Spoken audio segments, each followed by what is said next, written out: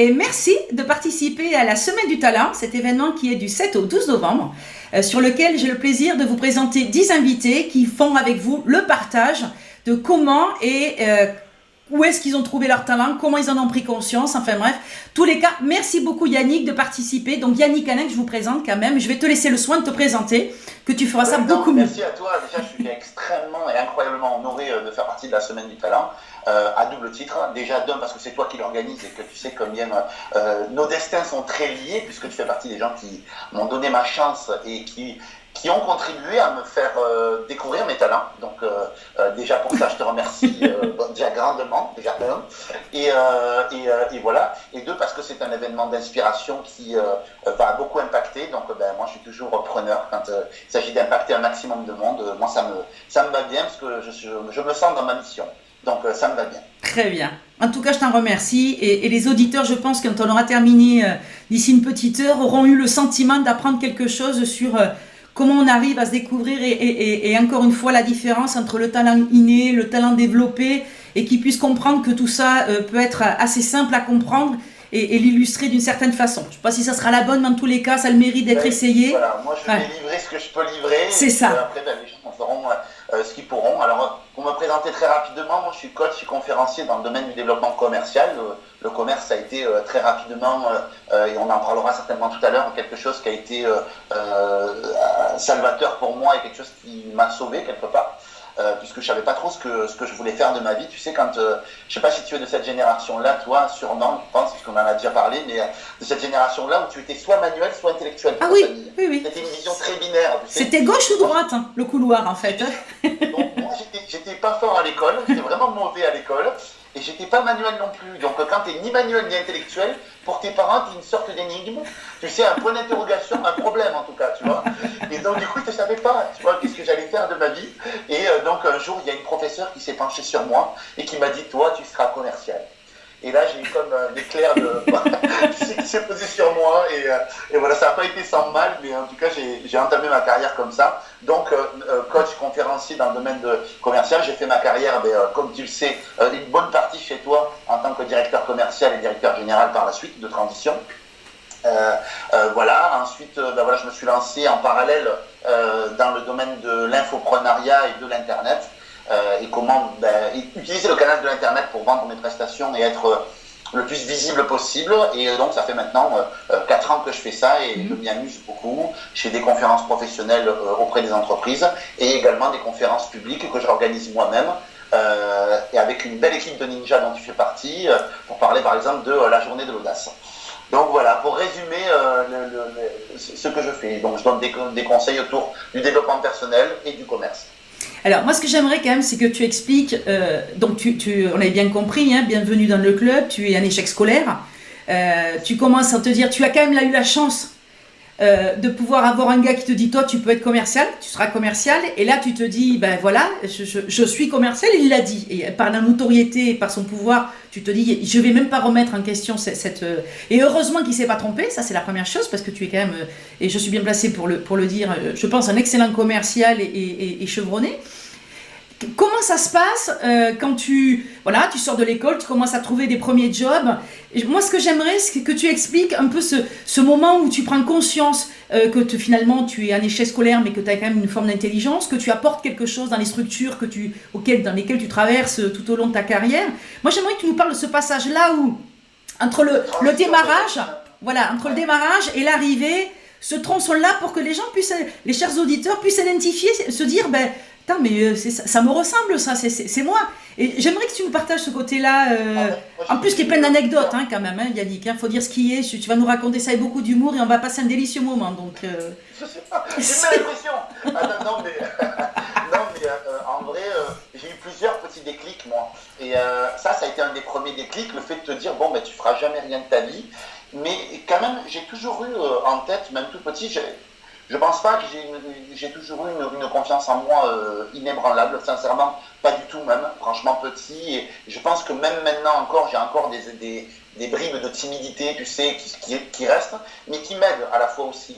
Mais quand j'étais petit, c'était hyper, c'était vraiment très important, quoi. J'étais vraiment hyper timide, j'avais du mal à parler aux gens, mais les gens, quand ils me, tu sais, les enfants sont hyper durs entre eux. Ouais. Et quand on me descendait ou autre, j'ai toujours eu le truc de me dire que les gens souvent étaient malhonnêtes, en fait, finalement. Quand ils essayaient de me défoncer à moi, j'ai vite compris qu'en fait, finalement, eux, ils n'étaient pas meilleurs, en fait. C'est bien, non mais c'est bien, oui, que vous étiez tous, on était tous au même niveau et que quelque part, c'était plus de la méchanceté et que c'était pas fondé. Voilà. Tu as vite démystifié ce côté où c'est pas fondé. Voilà, exactement. Et j'ai vite compris aussi que de me dire, mais, quoi qu'il en soit, même si j'essaie d'argumenter ou autre, quand t'es petit, c'est la loi du plus fort, c'est comme ça. Donc en fait, ça servait à rien d'argumenter, donc je laissais couler, je disais, bon ben écoute, très bien, même des profs, des fois, qui pouvaient être très durs. Hein. Et est-ce que tu crois que même quand on est adulte, on n'est toujours pas encore dans cette dynamique? Ça veut dire que tu as des gens qui essaient d'enfoncer les autres pour juste eux exister. Bien sûr, ouais, ça j'en parle même des... Je dirais que c'est pas quelque chose qui change, c'est plus brut étant petit et socialement un peu plus enrobé quand on est adulte. Mais Complètement, c'est exactement ça. T'as mis des mots là-dessus qui sont parfaits. Et donc c'est vrai que c'était complètement ça, c'était de te dire, putain merde, pardon, je suis pas très distingué, hein, faut le savoir. Bienvenue au club aussi. Non, on va faire une petite... Messieurs et chères mesdames les auditeurs, il faut savoir que quelqu'un qui est un peu dans la grossièreté, normalement travaille son intelligence. Voilà, ça y est, tu peux y aller, ça va bien se passer. C'est bon. Donc, oui, je sais plus où on a été du coup, mais oui, en tout cas, par rapport à mon talent, j'ai vite compris que il fallait que je le comprenne moi rapidement. Et après, j'ai vite découvert que les gens aimaient se confier à moi, parce qu'on en parlera certainement tout à l'heure, mais tu vas me parler de mes talents à moi, tu vois, et j'ai vite compris que les gens se confiaient très rapidement et que je savais, les gens me faisaient confiance très très rapidement. Et que c'était pas donné à tout le monde. J'ai capté rapidement que je me suis dit, tiens, c'est bizarre, pourquoi à moi les gens me font confiance en fait, alors que pas aux autres. Et je me suis rendu compte que c'était la capacité d'écoute que j'avais développée, que j'avais un certain talent artistique aussi pour m'exprimer et tout ça. Et donc, quand on essaie de m'enfoncer plus jeune ou autre, même si des fois ça m'a fait très mal, je me suis toujours dit qu'au fond, ça m'a donné une espèce de colère. Et de me dire, un jour, vous verrez, un jour, ça fera mal, hein, d'accord, un jour, je me vengerai. Donc, si j'analyse tes propos, ça voudrait dire que ce sentiment d'injustice par rapport à des étiquettes données aux uns et aux autres, c'est devenu ton leitmotiv pour pouvoir faire des choses dans la vie, de dire, tu sais quoi, quand tu étais petit, tu te foutais de ma gueule, et maintenant, qu'est-ce que tu fais de beau? Ah oui, d'accord, tu fais ça. Ah, c'est bien, c'est intéressant? Non? Ah, d'accord. T'es épanoui, t'es heureux? Non? Ah, dommage. C'est dommage. Après, quand j'étais petit, c'est ce que je pensais. Je pensais réagir comme ça. Ouais. Et puis évidemment, ça s'est présenté, en vrai, ça s'est présenté, même encore récemment, hein, j'ai des gens qui n'avaient pas été très sympas quand j'étais jeune et qui se retrouvent dans des difficultés et qui viennent me demander des conseils alors qu'ils avaient été juste horribles avec moi. C'est très étonnant, tu vois. Et aujourd'hui, évidemment, tu grandis, à un moment donné, la colère, il faut la laisser un petit peu en bas. Et puis je pense que je suis plus grand de les aider sincèrement et d'essayer de les aider que d'essayer de les enfoncer. Et moi, j'ai une phrase dans ma tête que je me dis souvent, c'est... Pas plusieurs, mais en tout cas celle-là, c'est qu'est-ce que tu ferais si tu étais moins con? Ah oui, quand même, hein, c'est... Des fois, tu as envie de dire, tu sais quoi, démerde-toi, quoi. Et voilà, en tout cas, quand je me dis ça, je me dis, allez, va, sois bon. Sois bon, tu seras béni sur 10 générations, comme tu le dis si bien lors de tes conférences. Donc, du coup, en tout cas, oui, mais c'est sûr que c'est arrivé, c'est tout à fait ça. En tout cas, je me suis vite rendu compte que de toute manière, les autres, en fait, n'avaient pas un point de vue objectif sur ma personne, et que la seule personne qui pouvait avoir un point de vue objectif, c'était moi. Mais quand même, j'ai quand même été égratigné par ça, ce qui a été un moteur pour moi aussi, et tu sais, tout à l'heure, on parlait du syndrome de l'imposteur, c'est que moi, je l'ai eu énormément, ce truc-là, de me dire, tu vois, par exemple, je prends l'exemple de quand tu m'as donné ma chance, en tant que directeur commercial, parce que c'est une histoire que je raconte dans mes conférences, d'ailleurs, c'est une star dans mes conférences, et quand tu m'as donné ma chance, je me rappelle qu'à un moment donné, je me suis dit, mais ils vont se rendre compte qu'ils ont fait une erreur à un moment donné. Je pense qu'à un moment donné, ils vont se dire qu'ils se sont trompés, Et ils vont se dire, mais au fond de moi, je me suis dit, tu sais quoi, le challenge, il est sympa, parce qu'il y avait des gars qui étaient passés avant, qui étaient tous avec très diplômés et avec bien plus d'expérience que moi. Moi, j'avais quand même 26 balais. Je précise que j'avais quand même que 26 ans, que j'étais commercial, grand compte, certes, mais j'étais juste commercial. Et moi, je me disais, mais à un moment donné, obligatoirement, ils vont comprendre qu'ils ont fait une erreur. Voilà. Et puis, malgré tout, je me suis dit, c'est quoi, au moins de temps, le coup, il va se dire à fond. Et du coup, on y allait à fond, finalement, ça a plutôt pas mal fonctionné. J'étais directeur commercial, mais je me rappelle, je suivais Didier, qui était à l'époque, qui était directeur commercial sortant, et je suivais avec, on aurait dit, j'étais directeur commercial sur mon contrat, on aurait dit un secrétaire, quoi. J'étais en train de noter tout ce qu'il disait, tout ce qu'il faisait, et donc j'ai énormément appris, en fait, finalement, à ses côtés, et encore, je le remercie encore, et je me suis rendu compte, là aussi, ça a pété des croyances chez moi, je me suis rendu compte que, finalement, les qualifications ne sont pas les compétences. Et tu vois, on te demande une qualification, c'est-à-dire qu'on te demande un diplôme. Ah, mais surtout en France, on te demande une compétence, pas spécialement une valeur humaine ou des intelligences, ou du talent. Et tout ça, heureusement, ça va changer dans les années qui viennent, mais en l'occurrence aujourd'hui, c'est le fait. Mais moi, je voudrais rebondir sur ce moment que tu expliques et que tu exprimes relativement bien, où tu te dis, oh là là, mais ils vont se rendre compte que... Est-ce qu'à un moment donné, tu t'es dit, mais cette femme a juste vu quelque chose en moi que moi, je n'ai pas vu? Oui, évidemment. Évidemment, parce qu'après, tu as ce talent-là, pareil, on est très proche d'un point de personnalité. Mais moi, j'ai rarement vu, j'avais beaucoup moins confiance en moi à l'époque. Bien sûr. Et le fait que tu m'aies donné confiance, ça m'a, moi de mon côté, je me suis dit, tiens, bon, ben, merde, bon, ben, elle croit en moi, qu'est-ce que tu fais c'est bizarre, parce que normalement, ça a l'air d'une femme sensée. Alors moi, elle a l'air intelligente, pourtant, mais alors là, elle fait quand même une sacrée connerie. C'est ça, personne lui dit, en plus, personne lui dit, hein. Mais en fait... Peut-être que moi je vais lui dire. Et alors je me rappelle qu'il y avait beaucoup de gens qui te craignaient beaucoup, en fait, dans l'entreprise, qui te craignaient énormément et tout ça. Et moi, j'ai jamais trop eu ce sentiment-là te concernant, même si je voyais des gens partir avec pertes et fracas, parce qu'il n'y a pas eu que des départs voilà, très sympathiques. Oui, sous forme de goûter. Oui, je vois ce que tu veux dire. C'est comme ça, tu vois, mais je sais que moi, ce que je me disais, c'est que, écoute, c'est pas grave, si tu as une difficulté, si tu sais pas faire, demande. Au pire des cas, qu'est-ce que tu veux qu'il t'arrive? Quoi qu'il en soit, si tu restes comme ça, tu n'y arriveras pas. Ouais. Donc si tu n'y arrives pas, la finalité sera pire encore, tu vois. Et donc je me disais, ben demande. Donc je demandais à Didier, je demandais à Esther, je te demandais à toi, tu vois. Et à chaque fois, j'avais une réponse, en fait, finalement. Bien sûr. Et ce que la majorité des gens, d'ailleurs, de la boîte n'avaient jamais compris. C'est-à-dire que c'était juste, ben, c'est quoi, pose la question. En fait, en réalité, je me rends compte et je me suis rendu compte que n'importe quel poste que tu pouvais briguer dans une entreprise, tout à fait. Si tu n'avais pas le diplôme, on s'en foutait, en fait, en vrai. L'essentiel, c'est que juste, tu demandes quand tu sais pas. Et tu as quelqu'un qui, voilà. Est-ce que si je résume pas en disant, on m'a sélectionné pour ce poste-là, j'ai une promotion où je me suis fait embaucher sur ce poste-là, j'ai la responsabilité morale de faire la totalité du poste avec une nouvelle connaissance de métier et tout ce qui va avec, hein, avec toute la complexité d'une prise de poste, et que dans l'absolu, je devrais faire ce que je sais, on va dire sur le papier déjà, plus ce qu'il faudrait que j'amène en valeur ajoutée. Et moi, je dirais qu'il y a presque mal donne. Ça veut dire qu'aujourd'hui, socialement, c'est ce qu'on explique aux gens et c'est ce que tout le monde pense en tant que salarié. Mais souvent, moi, j'ai recruté des gens parce qu'ils avaient du talent, parce qu'ils avaient une intelligence que je n'avais pas. Et quelque part, ça faisait... Et ça impliquait obligatoirement d'apprendre aux autres à fonctionner. Et tant que tu ne viens pas voir, et ça, j'espère, chers auditeurs, que vous l'entendrez, parce que je trouve que c'est un sujet très intéressant que vient de développer Yannick, c'est ce côté où on se dit, je ne sais pas tout faire. Et moi, j'ai besoin d'aide. Et la grande intelligence qu'on peut avoir, c'est « Hey chef, t'es gentil, mais si t'es chef, c'est parce que tu sais mieux que moi. Sinon, je serai à la place du calife. » Et c'est ce côté-là où on se dit « Je ne sais pas faire, je vais chercher l'information, je vais chercher la compétence. » Entendez bien ce que je vais vous dire, c'est que pour un responsable, pour un dirigeant, c'est tellement rassurant, c'est tellement bon de savoir qu'un collaborateur, quand il ne sait pas, il vient chercher l'info et on la lui donne pour la restituer à peu près à 80% de ce qu'on voudrait, que tout ça doit devenir aujourd'hui une façon de recruter, un fonctionnement, et non pas j'ai mis 2 € chez ma bouteille de soda qui tombe en bas de mon distributeur, parce que c'est juste impossible.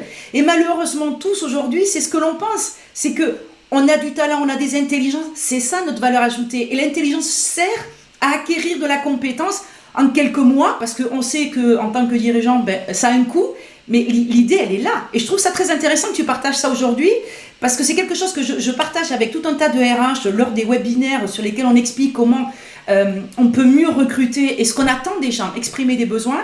Et malheureusement, la mal-donne, elle est déjà dans celui qui rentre avec son CV. C'est ça. Oui. C'est que en fait, la personne, elle se vend pour une compétence qu'elle a. Et en fait, c'est comme si elle n'osait pas dire que cette compétence-là, pour le coup, elle s'est survendue, ou alors elle a.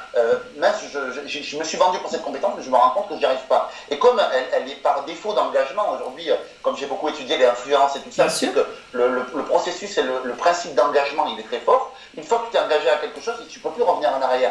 Et du coup, les gens se foutent dans la merde, alors que objectivement, il suffirait juste qu'ils disent tu sais quoi, là. Je suis à fond.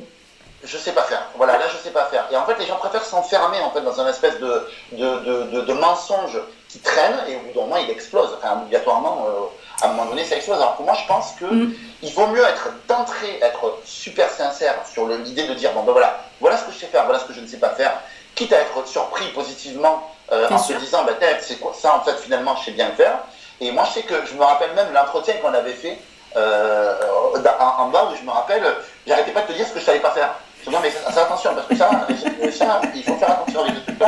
Et je me rappelle t'avoir dit, je vais me donner à fond, mais je sais pas, en fait, ce que je sais pas ce que je vais pouvoir faire. Voilà, je voyais l'énergie de l'entreprise ou autre. Bon, finalement, évidemment, ça a été un peu dur au début parce que tu as beaucoup de choses à assimiler. Puis, il faut qu'on apprenne à travailler ensemble humainement aussi parce qu'il y a la dimension savoir-faire, mais il y a la dimension savoir-être aussi qui est très importante. Et donc, du coup, il faut que ça matche aussi d'un point de vue humain avec les gens. Et bon, moi, ça passait bien avec Esther, ça passait bien avec Didier, ça passait bien avec toi. Bon, j'ai envie de dire, tes principaux collaborateurs et qui géraient tes dossiers étaient, alors qu'effectivement, il y avait d'autres personnes avec qui ça passait pas, mais qui n'étaient pas, sous moi directement. Donc du coup, j'avais pas de, je m'en foutais quelque part. Donc mais ça a été, en tout cas, ça a été, tu as fait partie évidemment avec cette professeure qui a dit tu feras du commerce. Tu fais partie des gens en fait qui m'ont dit tiens, tu peux être directeur commercial. Et il y a quelque chose que j'ai compris, tu vois, avec l'expérience que j'ai eue à Booster aussi, c'est que tu sais, les gens se disent est-ce que je suis prêt pour le rôle? Mais en fait, non, prends le rôle et après, le rôle fera l'homme. Exactement. Tu auras l'homme par la suite. En fait, prends le rôle et ça fera ton succès. Le temps que tu vas, l'implication que tu vas en faire fera ton succès. Et c'est pas du tout pareil. Parce qu'en fait, les gens pensent, je suis que directeur commercial, ou je suis que chef des ventes, ou je suis que responsable RH. Enfin bref, on peut trouver tout un tas de missions, mais ils ont l'impression qu'il faut être prêt. Non, si tu es prêt, c'est que tu es prêt mentalement à absorber une charge de travail, des responsabilités, et tu te mets en phase d'ouverture à apprendre en permanence dans les 3-4 mois qui viennent pour pouvoir gérer la compétence et la solidifier. Et c'est ça qui est intéressant. Oui, je suis d'accord. Et sur n'importe quel type de poste, je dirais, faut juste être clair, quoi. Qu'est-ce que tu sais faire, qu'est-ce que tu sais moins bien faire. Évidemment, quand on parle de la mission, tu dis c'est une mission que je me sens bien de faire et que je sens que j'ai ça en moi. Et mais il ne faut pas garrofer ou mentir ou dire des choses. Non, on est bien d'accord. Ça sert à rien, quoi. Ça n'a aucun sens, quoi. Ça n'a aucun sens. Donc voilà. Parfait.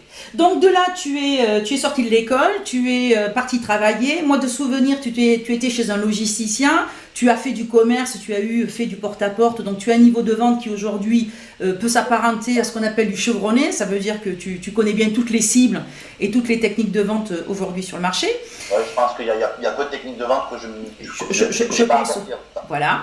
Et de plus, encore plus la tienne qui aujourd'hui est celle qu'elle est, ça veut dire que toutes ces compétences que tu as apprises dans les 15 dernières années t'ont permis de solidifier et de pouvoir réadapter en plus de ça avec toutes les formations que tu as prises en termes de développement personnel, de formation de management, etc., qui t'ont permis de pouvoir mieux qualifier, typer des profils et des consommateurs. Donc c'est vrai que tu as une vraie valeur ajoutée. Typer, exactement. Je pense que la plus grosse erreur qu'on puisse faire, c'est se dire qu'on a arrêté d'apprendre, en fait. Oui. Je dis toujours que quand on a fini d'apprendre, en fait, on est vieux, on ne raisonne plus. Donc, le problème est réglé. Pour moi, c'est tu régresses quand tu arrêtes d'apprendre. En vrai. Et je vois, toi, tu te formes tout le temps, moi, je me forme tout le temps. Je suis tout le temps dans une dynamique où je vais lire, où je vais apprendre des nouveaux trucs. Bien sûr. Et même un mauvais bouquin n'est jamais à l'abri d'une brillante idée. Donc, même après avoir sacrifié 8 ou 10 heures à la lecture, tu te dis, oh, quelle merde ce bouquin. Mais finalement, il y avait quand même un seul truc intéressant, il fallait le lire. Ouais, je suis d'accord. Ça, exactement. Alors, toi, la formation continue, c'est important. Ouais, très important. Puis en plus de ça, ça nourrit intellectuellement et c'est important de rester toujours avec des visions, avec des compétences Non, je suis d'accord avec toi. Moi, j'avais une petite question. Toi, aujourd'hui, si tu devais définir ton talent, puisque je pense que de tous les invités, tu es d'une part le plus jeune, ça c'est la première chose. La deuxième, je pense que tu es celui qui a pris conscience de son talent le plus jeune aussi, là, en termes puisque même moi, c'est après 40 ans que j'en ai pris conscience. Si tu devais définir aujourd'hui ton talent, quel serait-il ? C'est une question qui est assez difficile.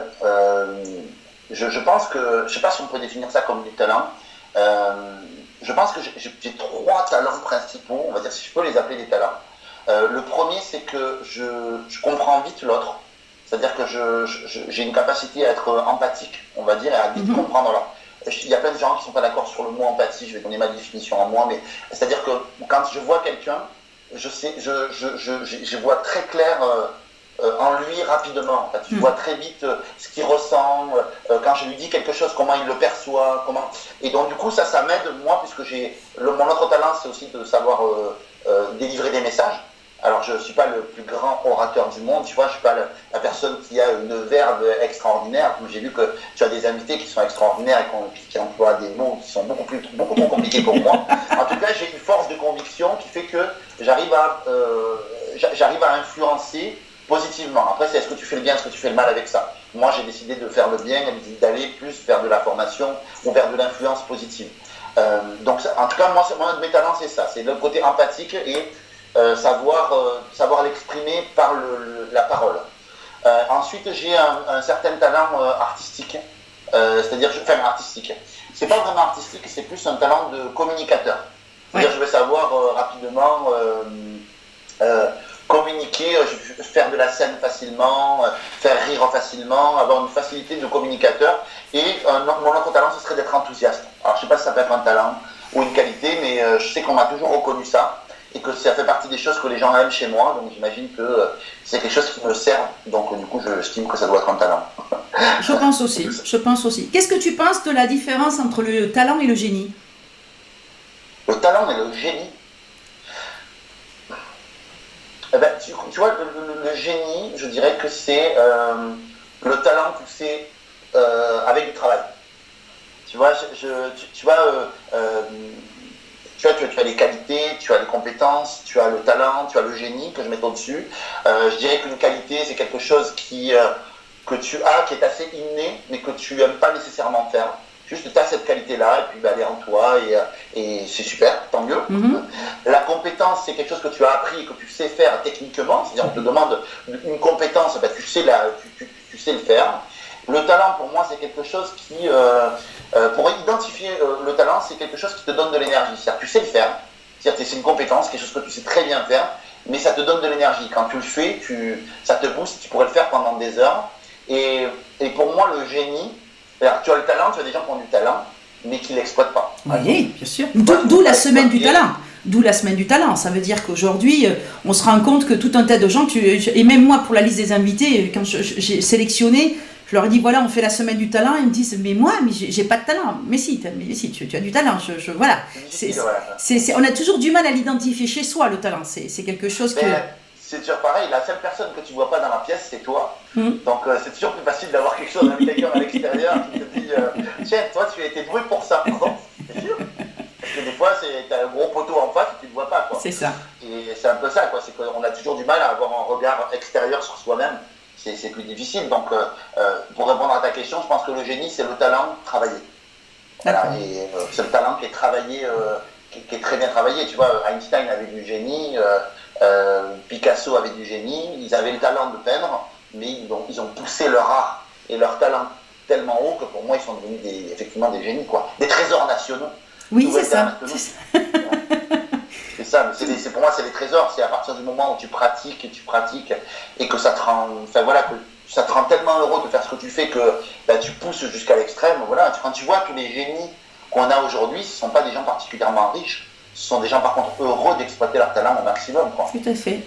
Je suis d'accord. Je pense que Alors toi, à quel âge tu prends conscience que c'est du talent, pas l'intelligence, puisque comme on le sait, ce sont des choses différentes, l'intelligence, le talent, les caractères, etc., l'intelligence émotionnelle. Ton talent, t'en prends conscience à quel moment? très tard, en fait, hein, je pense, ça par contre. Oui, mais très tard, mais comme tu es jeune par rapport à nous, mon grand... Écoute, je pense très récemment, je pense. Il y a peut-être 2-3 ans. Je pense, tu vois que. Et tu as, rappelle-nous ton âge? 35 ans. Voilà. 35 ans, ouais, donc je vais avoir 31 ans, 32 ans, quoi. Peut-être où là, je me suis dit, même, c'est peut-être même avant ça. C'est quand j'ai commencé les conférences, où là, je me suis dit, c'est vraiment ça que tu as envie de faire. Et là où je me suis dit, il y a vraiment quelque chose à faire là-dessus. Je me suis dit, il y a vraiment quelque chose qui t'amuse vraiment, ça te plaît, il y a quelque chose en fait autour de ça, donc je me dis, ouais, il y a vraiment pas longtemps, c'était 2 ans. D'accord. Peut-être 2. Quand j'ai commencé les conférences de manière un peu plus massive. Ouais. Est-ce que tu aurais aimé qu'à l'âge de 14-15 ans, on te dise, tu vois, ça c'est un de tes talents, ça c'est un autre talent, ça c'est... Hein, j'ai adoré, je me dis, tu vois, souvent je me dis, mais putain, mais il n'y a pas un con qui aurait pu me dire quand même que les cons étaient enfermés à l'époque, les cons étaient enfermés, donc ils n'étaient pas là pour expliquer aux autres, mais c'est... Il n'y a pas un mec, une âme charitable, ouais. Donc, qui avait un peu de cerveau, tu vois, et qui aurait pu me dire, tiens, va par là, tu vois. Parce que je sais qu'il y en a qui ont cette chance-là, tu sais, d'avoir des parents qui disent, tiens, mets-toi au piano, mets-toi machin, qui font explorer, tu vois, et à un moment donné, bam, ils disent, ah, tiens, là-dessus t'es doué, bam, vas-y. Sans faire de projection, mais c'est non. Juste dire, t'es bon quand tu fais ça, tu le fais tout seul et tu prends du plaisir. Ouais. C'est ça. C'est ça. Exactement. Et te dire, te pousser dans cette voie-là. Non, j'aurais tellement aimé parce que je me dis, une fois que tu trouves vraiment ce que tu aimes, ça va tellement vite. Bien sûr. J'avais su avant, j'aurais pris une avance considérable. Mais bien sûr. Mais bien sûr. Et à la fois, je sais que mes parents, comme tous, ils font ce qu'ils peuvent. Bien sûr. Et nous aussi, on fait aussi ce qu'on peut avec les nôtres. Donc, bon, voilà. Mais aujourd'hui que l'on en prend conscience, et c'est pour ça que j'ai souhaité... faire cet événement, c'est que je pense que les enfants doivent aussi prendre conscience qu'ils en ont et se chercher, puisqu'en fait, encore une fois, on sait quand on est enfant quels sont nos talents, et puis après, avec les couches de l'éducation nationale, l'éducation parentale, religieuse, en fait, tout un tas de couches professionnelles et tout ce qu'on peut retrouver, fait que ça s'enquiste et ça devient là, mais c'est pas exploité. Donc, c'est vrai que quelque part, aujourd'hui, savoir dire à des enfants, waouh, tu te débrouilles super bien, mais c'est talentueux de faire ça, c'est vraiment quelque chose que même si c'est pas vrai, ça restera entre nous, chers auditeurs. Vous pouvez même pas imaginer la graine de la confiance en soi, de l'estime de soi, de se dire, bon, ok, j'ai un talent, c'est peut-être pas celui-là, mais j'en aurai peut-être un autre, j'excellerai encore mieux. Mais au moins, on se dit, je le cristallise, je l'ai là, et moi, il n'y a que moi qui peux en faire quelque chose. Parce que l'idée, c'est ça, en fait, l'idée de la semaine du talent, c'est de se dire, il n'est jamais trop tard pour avancer, il n'est jamais trop tard pour transmettre et partager. Ça, c'est important. Ouais, je suis d'accord. Alors, tu nous as dit donc que tu avais 3 talents. Tu nous en as parlé. Combien tu penses que tu as mis de temps? Alors, pas spécialement sur les talents innés, quand tu dis empathie, etc. Parce que je pense que déjà, tu devais être très marrant à l'école et ce côté sympathique était développé. Mais comment... Pas petit, hein. Pas petit, non. Hein. Petit, ah oui, c'est vrai. Petit, tu étais cristallisé, tu étais en souffrance. Ouais. C'est après, quand tu as commencé à afficher le sourire à ta face, que les gens ont changé de regard envers toi. Ils ont dû se dire, ouais, il est marrant, puis en plus, il assure. Donc là, ça fait peur aux autres, quelque part. C'est moins... Je prends conscience d'un truc, là, en même temps que tu me parles. C'est que, en fait, finalement, j'ai commencé à sourire à partir du moment où j'ai commencé à faire de la scène quand j'étais petit. J'avais 14 ans et ouais. le collège donnait... tu sais, faisait des clubs, on faisait des clubs. Tu avais le club couture, le club machin. Et puis nous, on avait le club danse et chant. Et je faisais à l'époque, c'était à l'époque des boys bands, tu vois, donc c'était l'époque, voilà, je ne retrouverai jamais de film, jamais. Mais du coup, je dansais, je chantais. Et à partir de ce moment-là, j'ai commencé à me dire, finalement, t'es bon pour transmettre quelque chose sur scène ou quoi. Et à partir de là, j'ai commencé à être hyper enthousiaste, à aimer faire ce que à aimer comme... Putain, c'est dingue. En fait, j'ai découvert ça à peu près en troisième, en quatrième, troisième. Ouais. Donc, tu as commencé à t'épanouir parce que tu as commencé à faire quelque chose qui avait du sens et qui finalement te relevait de cette image que tu avais de toi vers l'extérieur, qui n'était pas super glorifiante. Et là, finalement, tu faisais quelque chose où les gens t'admiraient parce que quelque part, eux n'étaient plus capables de faire ça. Exactement. Et Voilà. je faisais des trucs que eux ne savaient pas faire. Ouais. Et donc, du coup, je me disais, waouh, je me disais, c'est super. Donc, du coup, et là, j'ai commencé à être un peu populaire, tu sais, dans mon collège. Et alors qu'avant, les gens ne me voyaient pas, j'étais transparent, tu vois. D'ailleurs, tu avais la question, tu viens d'arriver, tu étais nouveau. C'est ça, oui, c'est nouveau, peut-être arrivé cette année, non? Non, mais c'était ça. Et en fait, c'est vrai que je me suis rendu compte, tiens, et ça a nourri encore plus mon sentiment de me dire que finalement, ça tenait à rien, en fait, finalement, la popularité.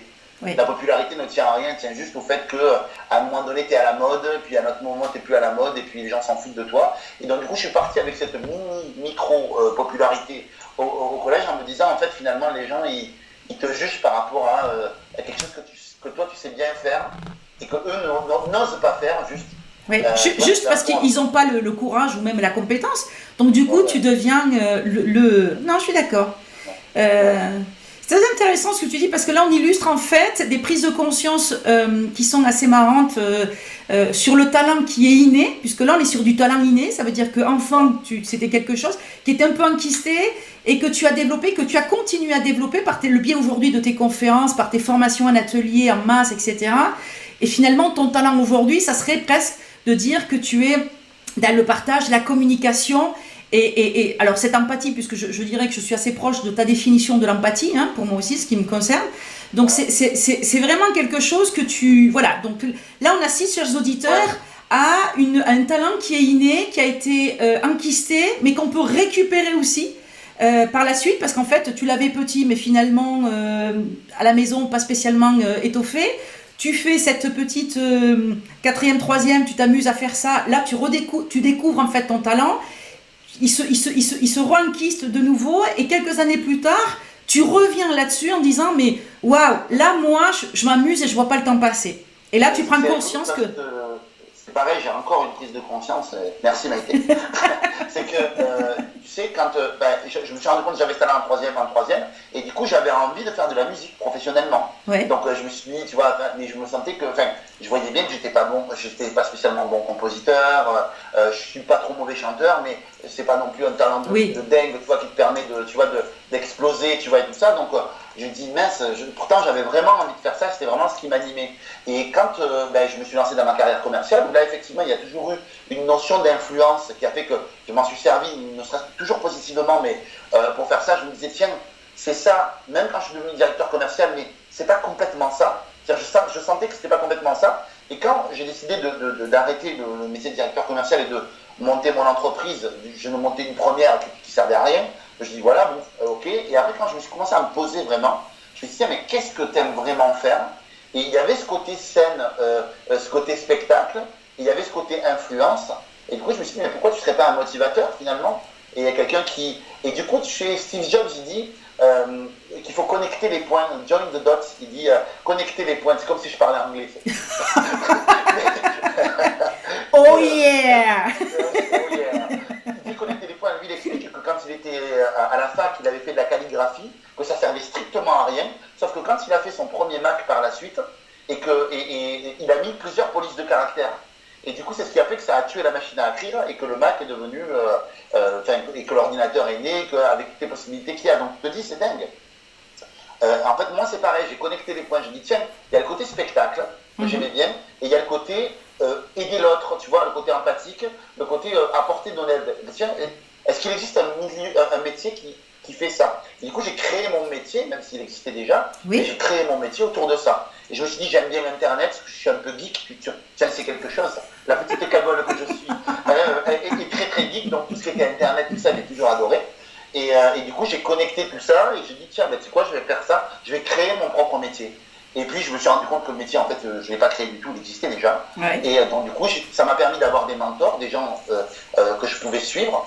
Et du coup, je me suis dirigé, j'ai acheté des formations, et je me suis dirigé vers ça. J'ai découvert la PNL, les neurosciences, l'énéagramme, tout ça, ça m'a passionné. Et donc, du coup, voilà, je suis allé vers ça. Parfait. Donc, merci pour la prise de conscience. Jamais 200 fois. Non, mais je vais t'envoyer ma facture d'honoraires à la fin de l'interview, ça va bien se passer. Si, mais tu es mieux qu'une psy. Oh, mais c'est tous les interviews se déroulent de cette façon-là, chers auditeurs. N'en ratez aucun parce que vraiment, c'est un délice à chaque fois. Moi, je me régale. Moi, si j'ai une question, j'aimerais que tu expliques, comme si tu expliquais ça à mon fils de 6 ans, pour toi, quelle est la définition du talent, dans des mots simples? Pour moi, le talent, c'est quelque chose que tu sais bien faire et qui te donne de l'énergie quand tu le fais. Voilà, c'est quelque chose que tu sais bien faire et ça te donne de l'énergie. Et tu prends du plaisir. Voilà, je dirais que c'est quelque chose pour lequel tu prends vraiment du plaisir et sur lequel tu es doué. Tu es doué, tu prends du plaisir. Voilà, très simplement, je dirais, tu es doué pour le faire et tu prends du plaisir à le faire. Voilà, c'est tout. Tout à fait. Bon, très bien. Qu'est-ce que tu pourrais donner, puisque nous arrivons à la fin de notre interview, qu'est-ce que tu pourrais donner comme conseil à nos auditeurs?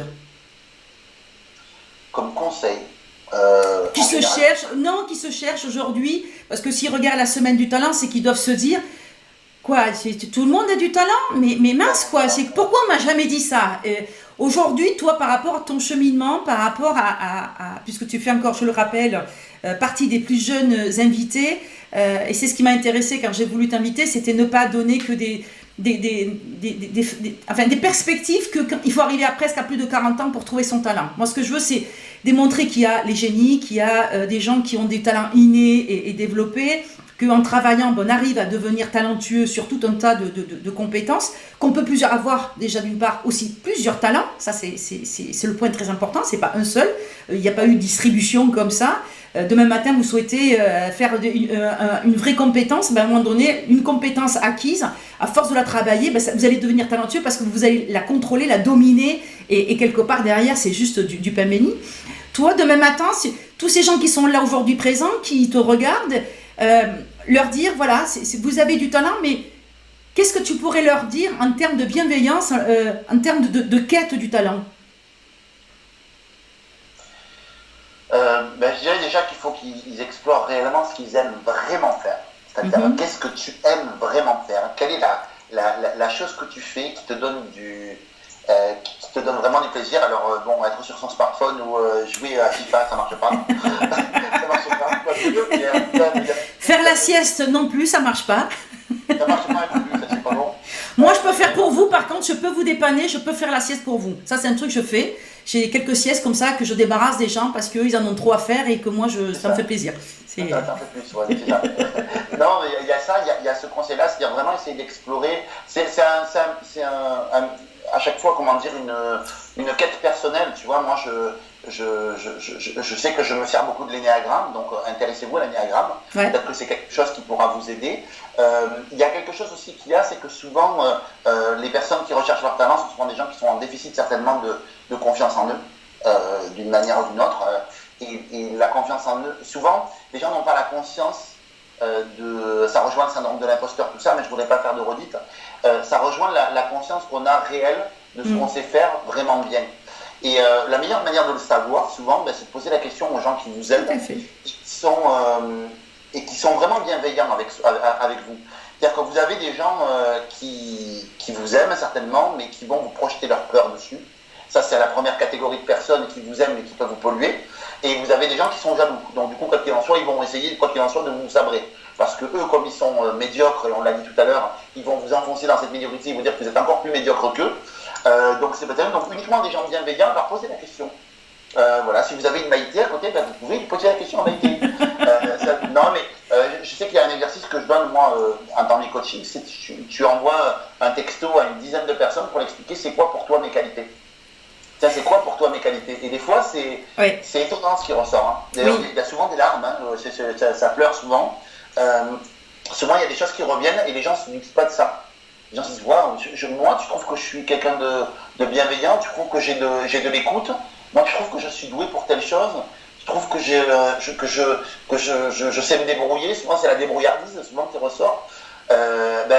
Souvent, ça saisit la personne et ça peut être un pas vers tiens, si je suis doué par exemple pour parler, pour influencer, pour autre, tiens, peut-être que je devrais peut-être me diriger vers ça. Donc si je résume, je dirais donc faire attention à son entourage. Donc attention, les gens tu vois qui sont parfois bienveillants, qui vous aiment vraiment, mais qui projettent leur peur sur vous. Oui, c'est plus fort qu'eux. Hein. Je le précise, c'est plus fort qu'eux et il ne faut pas leur en tenir rigueur. C'est des peurs, ils ont passé leur vie à vivre dans cette...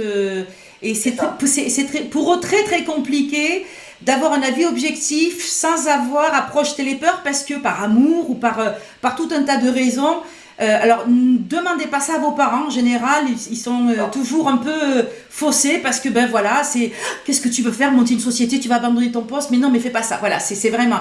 Alors, moi, j'ai une phrase clé que j'ai expliquée aussi à l'ouverture de cette semaine du talent.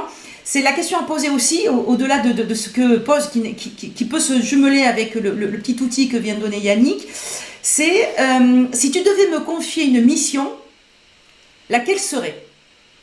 Ah ouais, okay. Voilà, parce que là, on va se retrouver, ah ben écoute, moi, si je dois garder mes enfants, ben ça serait à toi que je te les confie. Si je dois garder ma maison, mon coffre-fort, ma carte bleue, enfin voilà. Si je dois te confier, et là, vous allez pouvoir graduer quelque part, si c'est de la confiance, si c'est de la fiabilité, voilà, vous allez pouvoir ouvrir en tous les cas le débat et approfondir sur ce sujet-là. C'est vraiment une question très ouverte, et je conseille toujours, c'est quelque chose, si tu devais me confier quelque chose, ça serait quoi ? Une mission, qu'est-ce que je devrais ? C'est aller faire les courses, c'est jeter le pain dans la poubelle. Enfin, ça... Et là, vous allez avoir une dimension, d'une part parce qu'à l'intérieur, votre talent sera reconnu, parce que de l'extérieur, encore une fois, le talent se voit chez les autres. C'est ça. C'est sur l'histoire du miroir, on ne peut pas se voir soi-même. Et ce qui est malheureux, exactement. Et ce qui est dommage et malheureux, c'est que socialement, nous ne sommes pas dans une culture où on dit, encore une fois, waouh, c'est pas. Bon, nous, avec Yannick et les entourages que nous avons des façons de fonctionner qui sont beaucoup plus ouvertes. Et moi, c'est vrai que j'éduque mes enfants pour vraiment qu'ils aient une confiance en eux et qu'ils puissent avoir tous les cas, comme je dis, des racines et des ailes pour pouvoir démarrer dans la vie. Mais c'est vraiment, moi souvent, il y a des collaborateurs dans le terme de coaching, je leur disais, waouh, mais ça c'est du talent que tu as pour faire ça. Et ils me regardaient, je voyais leur côté désemparé avec un syndrome d'imposteur par-dessus, je me disais, waouh, là tu as touché quelque chose, je sais pas ce que ça va faire dans 48 heures après 2 dodos dessus, mais ça peut être sympa. Et en effet, c'est très gratifiant parce que ces gens-là reviennent vous voir, vous savez, on m'a jamais dit ça, quoi. Et c'est dommage parce qu'on dit bonjour, on dit t'es moche, on dit t'es gros, t'es maigre, etc., t'es con. Et on n'est pas foutu de dire waouh, ce que tu fais c'est génial. C'est quand même dommage. Alors que c'est juste une phrase, et demain matin, ça peut générer tellement de choses dans notre cerveau et dans notre cursus d'avancement, dans notre développement personnel, que c'est bien dommage. En tous les cas, c'était. Et tu sais que c'est très lié à notre langue aussi, qui est comme ça. C'est qu'en fait, on a, je crois, quelque chose comme 80% de mots supplémentaires pour dire ce qui ne va pas, pour exprimer ce qui ne va pas. Je suis pas étonnée. Je suis pas étonnée. Du coup, oui. C'est très lié là-dessus. Ce qui fait que ça rejoint en fait finalement les anglo-saxons par exemple. C'est une étude que j'avais lue qui disait que les Français ont reçu 19 000 heures d'intentions négatives dans leur vie. Oui. Alors que contre quelque chose comme 19 000 c'était 20%, 20-80. En gros, on reçoit 80% de marques négatives pour 20% de positives. Et chez les anglo-saxons, c'est inversé. Ah, il y a 80% de marques positives contre 20 de négatives. On a du travail, on a du boulot. C'est moche, c'est très moche.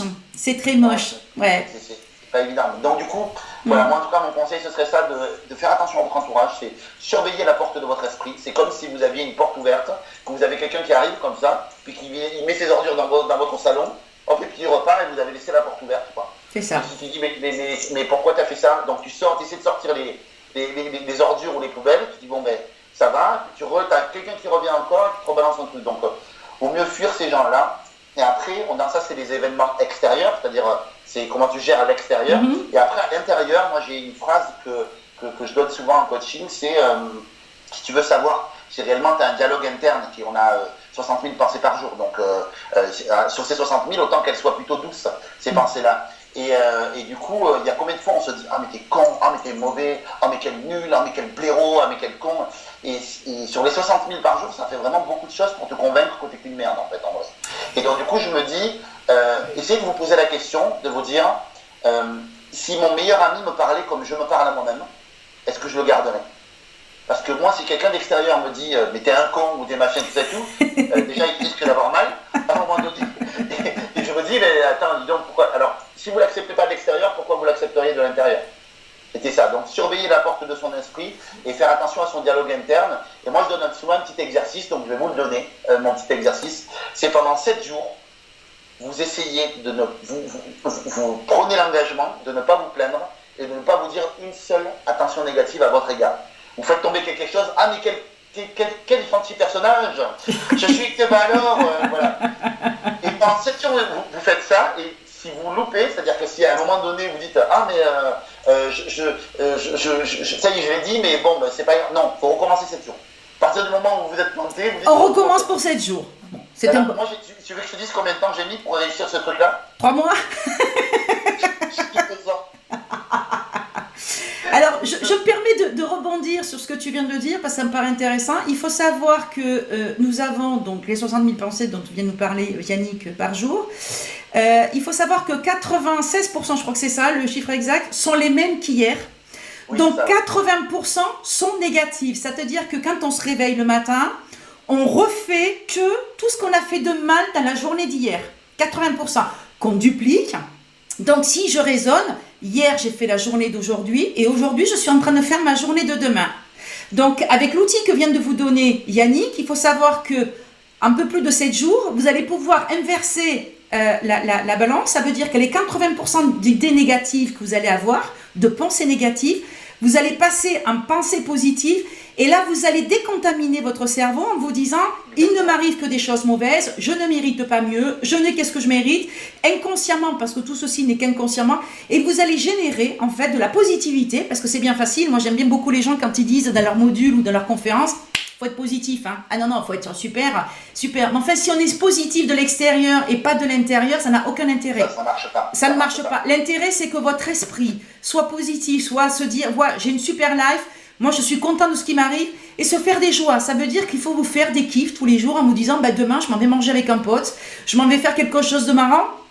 Ça, c'est ce qui permet aussi d'inverser la vapeur. Se réjouir de faire quelque chose de marrant. Je m'en vais faire du roller avec mes enfants, ou je vais les amener manger, je vais leur faire une petite surprise. Voilà. Ce petit type d'attention permet de basculer ces 80% d'idées négatives en pensée positive et d'avoir une meilleure qualité de vie et d'être beaucoup plus réceptif, parce que pourquoi, à la limite, je serais positive, après tout, voilà. Mais en fait, quand on est positif et quand on est bien dans sa peau, on va générer que des gens qui sont comme nous. Alors que quand on est négatif, on ne va générer que des gens qui vont être dans la même... Donc en fait, ce que disait tout à l'heure Yannick, de contamination ou de gens qui sont autour de vous, parce que finalement, ils sont comme ça, puis ça serait bien de niveler par le bas et qu'il n'y ait pas trop d'évolution. Attention, ce gars-là, c'est peut-être une secte, etc. Enfin, voilà, il y a tout un tas de petites phrases clés qui nous mettent toujours en alerte et on se dit, faut que je reste en sécurité. On ne vit qu'une fois, les enfants. Choisissez votre vie et donnez-vous les moyens pour pouvoir en faire quelque chose. Et ça, c'est hyper important. En tous les cas, Yannick, est-ce que tu as autre chose à rajouter Non, c'est vraiment que ça. Et tu vois, l'idée, c'était de dire que si vous travaillez votre confiance en vous déjà, que vous travaillez à surveiller la porte de votre esprit à l'extérieur et puis surveiller ce que vous vous dites vous à l'intérieur, avoir un dialogue interne positif, ça va vous aider à balayer toutes les poubelles que vous avez à l'intérieur et à l'extérieur et à beaucoup plus être alerte sur vos propres talents. Et en plus, vous dire, tiens, peut-être que j'ai ça là, dis donc, j'avais pas vu derrière la montagne de poubelles qu'il y avait là, mais ça c'est pas mal. Tout à fait. Ça peut être sympa, ça peut être pour moi. Et donc voilà, et aller en recherche de personnes positives qui sont capables, voilà, et puis formez-vous à tout ce qui est développement humain, énéagramme, PNL, neurosciences, neurosciences motivationnelles, il y a tellement de choses que, voilà, formez-vous, lisez des bouquins intéressants sur le sujet, justement, pour apprendre à vous connaître. Il y a plein de bouquins, il y a un bouquin sur le talent, il y a un bouquin sur découvrir vos talents, vous avez un petit test, alors il vaut ce qu'il vaut, mais au moins ça vous aide à vous orienter. Faites les tests MBTI, les tests DISC, les énéagrammes, enfin tout, l'énéagramme encore, parce que pour moi ça me semble aujourd'hui être encore le plus efficace, parce qu'il s'intéresse beaucoup plus à pourquoi est-ce que tu fais des choses plutôt qu'à des comportements. Mais intéressez-vous à tout ça et vous verrez que voilà, vous allez partir à la recherche de vous-même et par la même occasion vous allez cueillir des talents. À droite à gauche, je vais dire tiens dis donc, dis donc, c'est vachement sympa ça. Tu ramasses des champignons, Yannick, c'est pour ça que je dis. C'est vachement doué pour ça. C'est super, génial. C'est ça. Je me le mets derrière, tiens. Voilà. C'est ça. Et je crois que voilà, ça me permettra d'être beaucoup plus détendu et beaucoup plus alerte. On est tellement plus heureux quand on fait ce qu'on ce pourquoi on est fait, quoi. Tout à fait, je suis d'accord avec toi. C'est presque aussi, tu sais, il y a une espèce de paradigme aussi, tu sais, qui dit que, tu sais, que travail en français, travailler, ça veut dire torture. Oui. C'est en latin, je sais plus, c'est un instrument de torture, je sais pas quoi, j'ai pas le tout. Bon, bref, j'avais pas eu envie de trop m'intéresser sur le sujet, mais il y a une croyance qui dit qu'en fait, si tu te fais pas mal, c'est pas normal en fait. Donc du coup, souvent les gens, quand c'est trop facile pour eux, ils estiment que c'est facile pour tout le monde, donc du coup, ça va pas être un travail certainement valorisable. Alors que non. Oui, je suis d'accord. Ouais, je suis d'accord là-dessus, et c'est pas parce qu'on souffre pas quand on va tous les jours au travail qu'on ne fait pas partie des gens qui sont efficients, qui ont une vraie valeur. On a tous une valeur. Aujourd'hui, j'en ai vérifié, c'était bien. C'est ça. Je suis allée à l'usine, ça s'est bien passé. J'en ai bien mis un. Ouais, je suis d'accord. Voilà. Et tu dis, bon, ben c'est con parce que voilà. Et puis j'ai pensé ça à un moment donné aussi. Oui, non, mais on est tous pareils. Puis c'est juste en se documentant et en regardant ce qui se passe à l'extérieur, par rapport à une éducation, par rapport à ce qu'on a pu vivre, qu'on se rend compte que là, finalement, la vie n'est pas celle qu'on pensait ou ce qu'elle voulait que l'on pense. On est bien d'accord. Il y a un gap encore entre le moment où tu t'en rends compte et le moment où ça se transforme dans ta vie. Bien sûr. C'est-à-dire qu'au moment où tu t'en rends compte, tu te dis, mais c'est dingue. Puis il se passe rien dans ta vie parce que tu as pris conscience du truc, mais il faut le mettre en œuvre après. Oui. Tu vois, il faut le mettre en œuvre, tout ça, et puis tu te dis, c'est dingue, c'est fou. Et puis il y a des fois où tu te surprends à faire l'erreur. Tu te dis, je la recopie encore. Allez, c'est reparti. J'avais dit que je la ferais plus. Non, mais on est bien d'accord. Parfait Yannick, et bien voilà, chers auditeurs, cette interview se termine. Merci Yannick Alain. Merci beaucoup pour l'invitation. Écoute, ça a été un plaisir comme d'habitude. Voilà, donc l'interview se termine. On vous retrouve avec les invités en suivant toute la semaine. Pensez-y, partagez. Vous pouvez rejoindre Yannick Alain sur son Facebook. Rappelle-nous ton Facebook, Yannick. Yannick Alain. Yannick Alain, donc tu te la... Ouais, ok, toi tu te la pètes pas avec ton arrobase, toi, c'est ça, t'as pas une arrobase devant. Non, d'accord, ok. Aimant Opportunité, non, vous pouvez aller sur Aimant Opportunité ou Yannick Alain. Ok. Ce sera avec grand plaisir que je vous accueillerai. J'ai également un site internet qui s'appelle aimantaopportunité.com. C'est pas compliqué. Hein, non. C'est facile. Et voilà, bon, après il y a plein de... Voilà, une fois que vous serez là, vous aurez tout à fait. Sites, donc voilà, il y a de quoi. Il y a de quoi vous trouver sur internet généralement. C'est assez facile. Parfait. Merci à tous, merci pour votre temps. J'espère que vous avez pris un délicieux moment à écouter le cheminement de la découverte des talents de Yannick, qu'il a pu vous apporter quelque chose au même titre que tous les autres invités. N'hésitez pas encore, partagez, c'est gratuit. Il faut que des événements, si vous voulez derrière faire des événements comme ça, il faut continuer à prolonger pour que ça devienne une vraie évangélisation et qu'on arrête avec ce côté mythique du talent qui n'est attribué qu'au sort par certains dieux en disant toi tu seras l'élu et toi tu ne seras pas. Nous avons tous du talent, je le répète, cherchez-le, il y a des outils. Si vous n'avez pas eu la chance de regarder la première ouverture avec le module, surtout retournez-y dessus, vous allez avoir toutes les explications de comment trouver son talent et comment on peut arriver à pouvoir l'optimiser et comment on fait pour le développer. Chers auditeurs, je vous souhaite une bonne soirée et à très bientôt. Merci. Merci à tous.